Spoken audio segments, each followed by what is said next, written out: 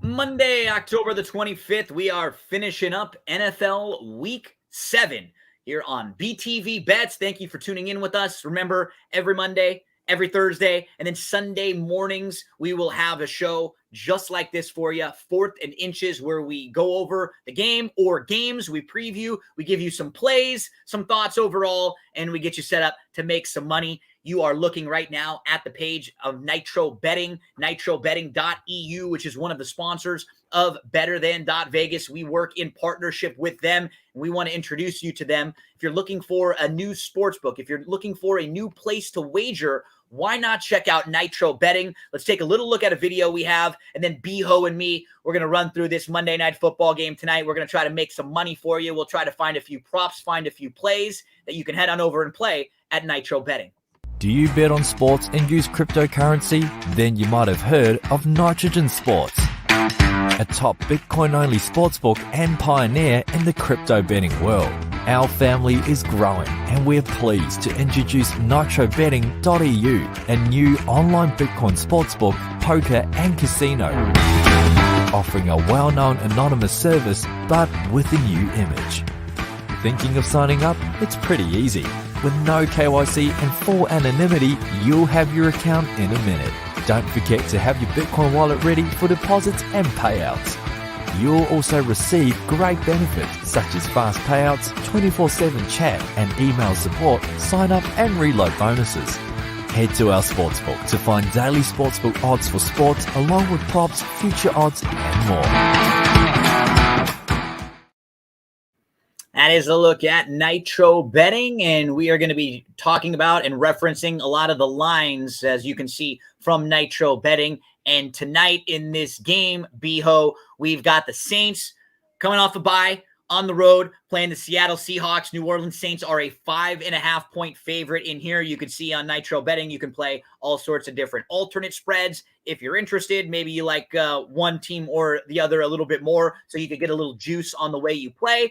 Or you could play a total 41.5, that over under, a very low number there for the total. And then, as is the case with a lot of these games, and in particular the standalone games, you and I generally jump into a prop or two where we can kind of sink our teeth into. And, you know, what's nice about the props is if you're someone who's played a lot of fantasy football through the years, and maybe even if you've never gambled, you got a pretty good entryway into figuring out props and over-unders and totals. You got a good sense of what, you know, teams and players probably get from their targets to their receptions to their yards per game and kind of where that stacks up. So, you know, I think as sports wagering becomes more and more mainstream, becomes legal in each of these states, becomes legal nationwide, I think it'll be, you know, props are probably one of the things that a lot of players that maybe not even, you know, wager at a serious level can dip their toe in and feel like they're having some fun and kind of get a good understanding of what they're doing. You think someone's going to have a good game? Well, then you can just bet on them. You don't have to worry about betting their team. They could have a great game. Their team could lose. You could end up getting screwed, and you're going, God, I thought I kind of sniffed that out well. That's what's great with all the options we have now. Yeah, I mean, we've been feasting on these props, in these single game things. I mean, it's crazy. Like these low, like, you know, running back receiving yards, just catching screen passes. You know, it's taken us one or two passes to get. You know, I actually had Deebo Samuel last night. The props were super low last night because of the weather. And, you know, obviously they got behind, had to throw the ball. Deebo cleared it in like early third quarter. He got over his 57 receiving yards he needed. So that was awesome. And, you know, hoping to play some more like that today. So, Beho, let's talk about the game and the line first, then we'll jump into props. At that number right now, Saints minus the 5.5 and the total of 41.5. Do either of those jump out to you as something that you want to get involved in? I mean, I don't particularly plan on playing either of the numbers. For one, the spread number is just, it's a lot for me in this weather, and it's so unpredictable. I mean, like I said last night, all the numbers were low, and you know, the over hit. So you know, I mean, it's kind of I mean, it's a crapshoot. The weather could affect this game more than yesterday's game. But yeah, dude, it's just tough. I can't play either team at that number. If I had to, I'd probably lean the Saints here. The Seahawks have had plenty of trouble in the second half of games. And it's one of those games I'm going to be focused the entire game on different lines, because I think as this game develops, you can get a read on it and maybe play some live bets or some live numbers and get involved that way. But pre-game, I don't know that you can play much of those numbers. The thing about this particular game that is hard for me as a handicapper is that I just really don't feel like we have an idea who the Saints are right now. We've seen them so far be such a Jekyll and Hyde type of team that, the couple of the games where they looked really good and impressive winning, Green Bay, everything went wrong for Green Bay. Now we know that Green Bay is a lot better than they played week 1 when they showed up. Yep. The game against the Patriots, they were gifted a couple turnovers. They didn't really have to do anything offensively. We haven't really seen Jameis light it up with the offensive stats that a lot of people have figured that he would have in this system. What concerns me a little bit is that, the wide receiving core for this Saints team hasn't been very good. Callaway hasn't really stepped up. They haven't really given him a big target either. So, yeah, I have a tough time getting a really good feel for them. There's probably 3 or 4 teams in the NFL that I sort of feel that way with, and the Saints are one of them. If you told me they won this game by 25, or if you told me this line was probably a little too short, it's a little too much because they're on the road and they're not that good, I don't know. So I'm staying away from playing it in that sense, because you add, the fact that they're coming off a bye. Maybe with a very good coach and a new quarterback off the bye. I mentioned this in a couple of our games yesterday. Maybe they've had some time to look at the film now and say, okay, these things have worked for Jameis. These things haven't. Jameis could look very good this week, kind of having, another little mini training camp over the last week and a half to figure stuff out. I'll stay away because I don't have a strong sense there. You also add Geno Smith into the mix too. So I don't know what we're going to get there from Seattle. He's been pretty competent, to be honest, so far since we've seen him have to take over. Better than I would have projected him being, Way better. But if you told me that against a pretty tough defense like this, coming off of a bye, if the weather isn't, just a lot of things going on. Yeah, I mean, a couple of the things you said that are interesting to me. For one, you talked about, you're really not sure who this team is. And it's kind of like we've been talking about with Baltimore's defense. Yes.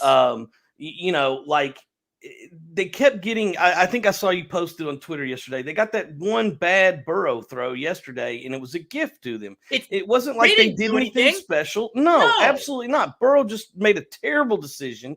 But, they got exposed yesterday. And not only yesterday, I read today, 3rd team in 7 games to go for over 400 passing yards on their defense. Yeah. That's the 3rd time in NFL history that's ever happened. That's a major issue.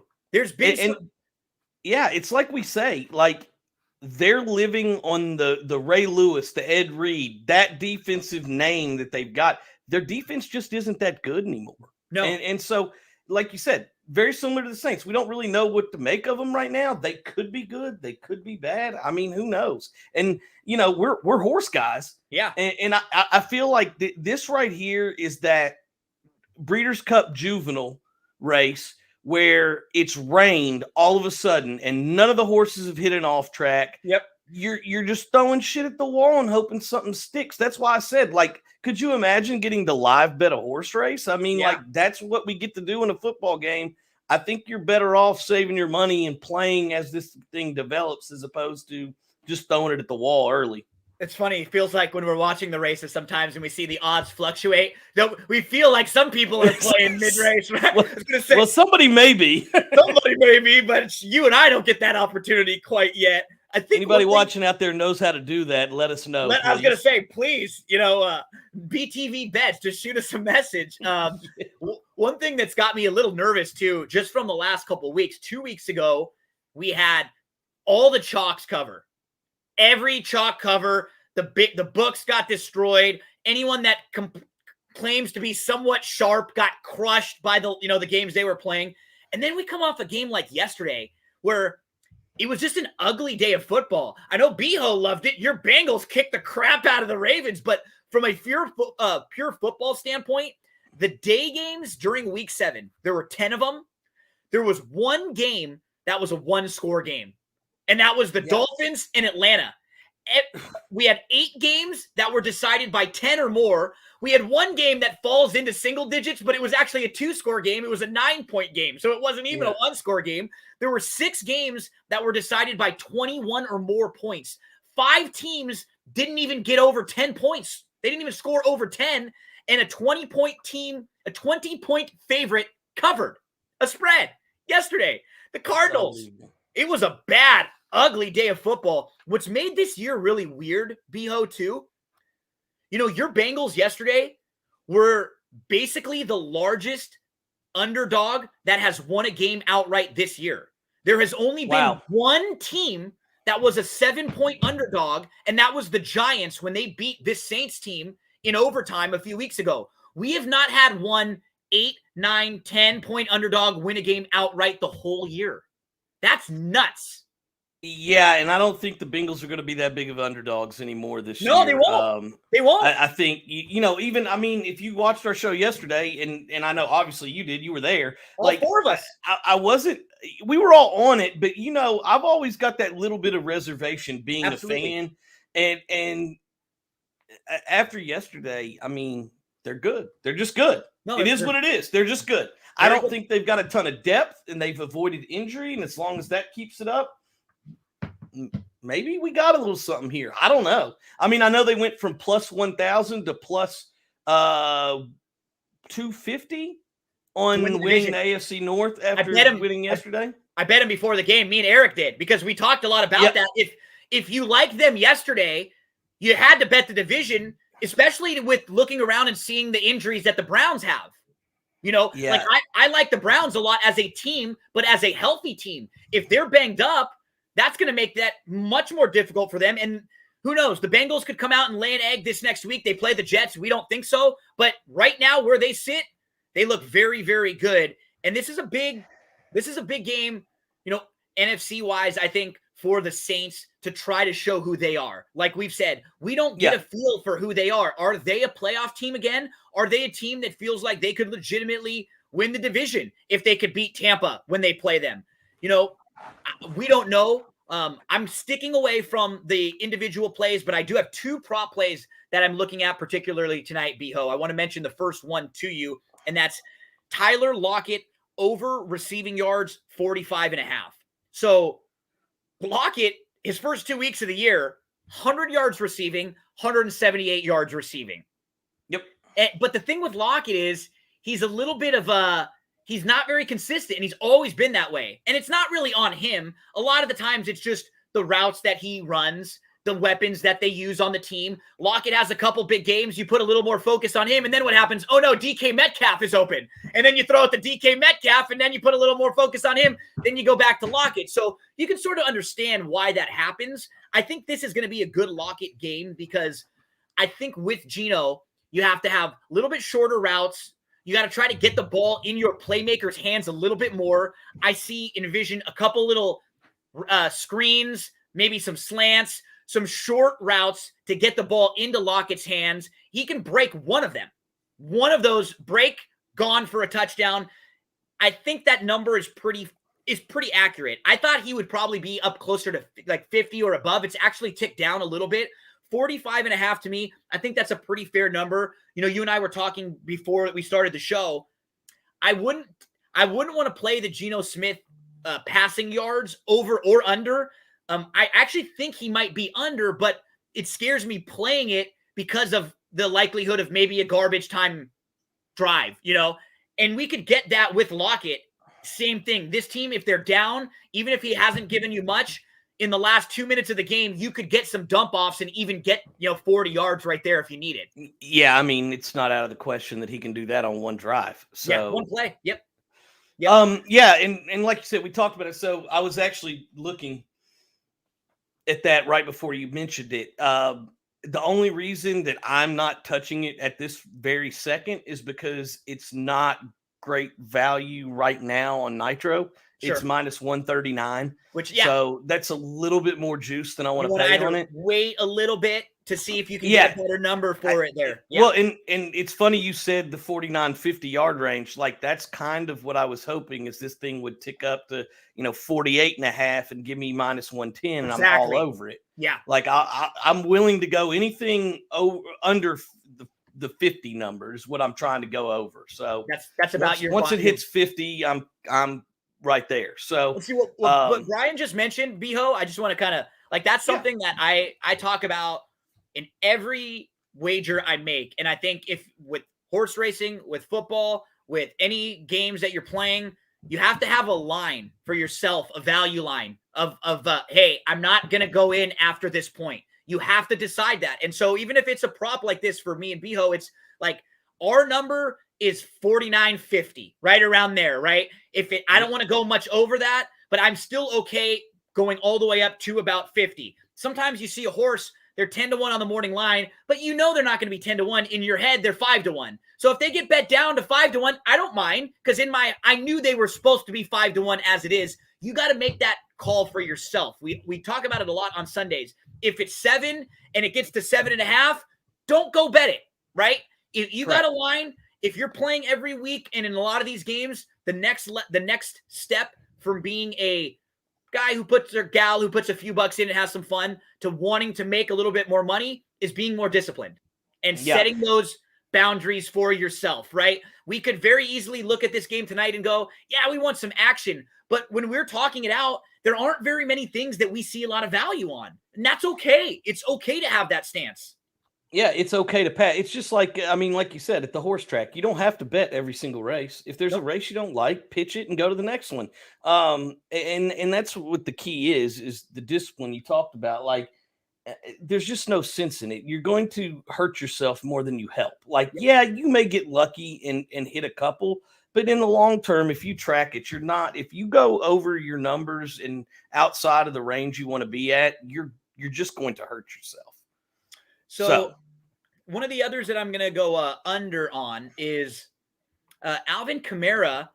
So I think because of Jameis hasn't been throwing a lot. They don't have a lot of weapons. Who knows what it's going to be like up there. His rushing yards total is 93 that I saw. That feels really high to me. These are Kamara's games this year. 20 carries for 83 yards, 8 carries for 5 yards, 24 carries for 89 yards, 26 carries for 120, and 16 carries for 71. He only has one game where he's averaged over 4.5 yards per carry. So even in those games when he's been getting 20, he's not running the ball well. They're not opening up holes. And then you look at Seattle, one of the things they actually do pretty well on the defensive side is they are actually in the top 10. I think they're 8th against the run in their run defense grade on Pro Football Focus. So they're above average that. And I'm looking at his grades. Kamara is the 35th ranked running back by grade, which means he's not hitting his holes. He's not making the right cuts. He's not reading the field all that well. Yeah. 90 plus yards is a high rushing total for me. I'm going to go under there. Yeah. Actually, I really like that play. I think that thing is probably inflated because of the weather. Yes. And I got to be honest, I'm a little confused right now, Gino. Like, I looked at the radar. I looked at their weather because it's just something I do, especially when I have time on these single games to just focus on one game. And, like, the radar looks terrible. Like, it looks like it's pouring there and nasty right this second. But then I'm, like, watching Geno Smith warm up on the TV, and, like, it doesn't even look like it's raining. So, I don't know what's going on. And like you said from last night, it's not raining. They're getting blistered. And win or lose, I think that a lot of these lines are built around that idea, right? You mentioned it last night. There were a few that you looked at that just felt way too low because they were projecting weather into it. And that may be the case again in here where, this line might have been 85 rushing yards or 80, and it got bumped up a little higher because they think there may not be as much throwing the ball around. So I feel like I got to... Yeah. It's wild because, like, last night I played 3 props in the night game last night, when I first clicked on, I noticed that these lines seemed extremely low. I think Deebo Samuel was like 57.5 receiving yards. Jonathan Taylor was 15.5. Yeah. I mean, I was calling people like, guys, I don't know what the hell's going on out there here. Yeah. So like I was driving, I got stopped at a stoplight, so I was like, hell, I'm gonna throw in these bets. And then I looked up and I saw that it was like literally a shit show of weather. And I'm like, okay, well, I'll throw a little bit on the under as well. And then like Debo hits his over 57.5. Jonathan Taylor, who you think that would be easy considering what he does off the screen game, and he gets -2 yards total. So I lose that one, and then I lose the over in the points. It's like, wait a minute, what is going on here? So, yeah, I think Vegas guesses just as much as we do when it comes to these weather games. One thing I will say, one of the props I like tonight is I'm going opposite of you and your Ty Lockett, and I'm going with DK Metcalf over the 58.5. Nice. And I'll tell you why, too. I think I'm going to focus more this game, even though I love that Kamara play, too, by the way. I think I'm going to focus more on these over totals for Seattle because between the two teams, if one team is built for this weather, it's probably Seattle. They have to deal with the elements a lot up there. Good point. I mean, we know the Pacific Northwest is what it is. So, they practice in it more. They play in it more. You think those guys have a better chance of having a normal game, if you will, as opposed to the Saints who, do everything inside. So I'm taking the DK Metcalf over the 58.5. That Lockett number keeps dropping, though. I tell you what, I'm going to be right on that with you here very soon. Yeah, that one that's jumping out to me. So for me, the two that I'm looking at that I'm already involved in with the Kamara under 93, I went Lockett over receiving yards at 45.5. And Beho, can you believe it, man? We are going to be into week 8 in just a few days. That is crazy. We are almost to the halfway point of this NFL season. And coming up a little later this week on Thursday, we will have 4th and Inches right here at BTV Bets, 7 o'clock Eastern time, 4 o'clock Pacific time. We will set you up for that Thursday night game. It's a very good one this week with the Cardinals versus the Packers. But we did just find out that Devontae Adams has been put on the COVID list. And the line in that game jumped from 3.5 all the way up to like 6.5 with just a wide receiver missing in a few hours. It's a big wide receiver. Well, no, that's a massive wide receiver. Yeah. That is the wide receiver. We'll tell you all about the volume and the amount of routes he runs and that kind of thing on Thursday, 4th and Inches. So, Beho, you're on Metcalf tonight. Metcalf over receiving yards? Yep, and I'm going to go Jameis under passing yards. That number sitting at 206.5 right now. Neither quarterback hit their over passing yards. Neither one of them got to 200. And I just see this being a game where they try to run the ball a lot, even though I don't think Kamara is going to get that 95 or whatever it was number. Yeah, seems a little too high for me. Under Kamara, rushing yards, over Lockett, receiving yards for me tonight. Thank you so much for hanging out with us, folks. Good luck in that Monday Night Football game. You got a little less than an hour or so to make sure to get your wagers all finalized, to get everything set.